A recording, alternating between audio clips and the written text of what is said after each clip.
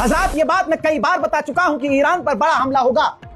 अब अपनी घड़ी में देख लीजिए, एक्सपर्ट कह रहे हैं, मैं नहीं कह रहा हूं, कि अगले कुछ ही घंटे में ईरान पर बड़ा हमला हो सकता है। अब ये सबको नजर आ रहा है कि इजराइल और अमेरिका जो एक्शन लिए हैं उससे क्लियर है कि ईरान पर अमेरिका बड़ा हमला करेगा। देखिए, मैंने कल बताया था आपको 24 घंटे पहले कि ईरान पर अमेरिका इतना बड़ा हमला करेगा और ऐसा हमला करेगा जिससे ईरान पलटवार ना कर सके, क्योंकि इजराइल को डर है कि ईरान ने कहा है कि अगर हम पर हमला हुआ तो हम इजराइल पर हमला करेंगे।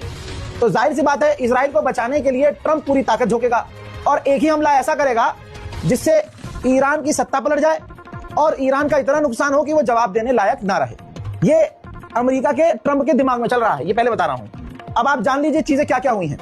अगले कुछ घंटे में, पहली बात, कुछ ही घंटे में ईरान पर बड़ा हमला होने की संभावना है। डू क्लियर हो गया है। ईरान को अच्छे से पता है राजा की जान तोते में है, तो ईरान ने जब ये क्लियर कर दिया कि हम तो भाई इजराइल पर हमला करेंगे, तो इजराइल एकदम हवा ले गया है, एकदम उसके पीछे से हवा लीक हो रही है।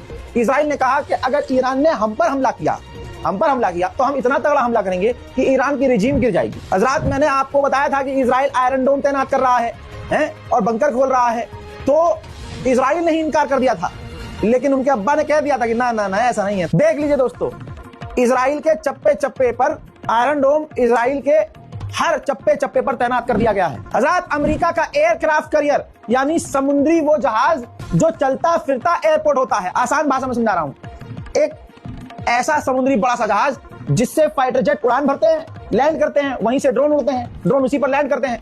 तो वो एयरक्राफ्ट कैरियर ईरान के करीब पहुंच गया है। और सुनिए, अमेरिका का परमाणु बॉम्बर वो भी ईरान के करीब पहुंच गया है। ब्रेकिंग न्यूज में आधी रात को आपको बता रहा हूं कि जर्मनी ने अपनी तमाम उड़ानें ईरान तेहरान के लिए रद्द कर दी। उधर मेरे दोस्तों, यमन के हुथीज ने तो धमकी दी है कि ईरान पर अगर कुछ किया तो हम शांत नहीं बैठेंगे। अब हिजबुल्लाह भी बोल गया है। हिजबुल्लाह ने कहा है कि अगर ईरान पर हमला हुआ तो ये मत सोचना कि हम शांत बैठेंगे। हजरात, कल तक इजराइल जुटला रहा था, आज छाप रहा है, हर जगह छप गया है।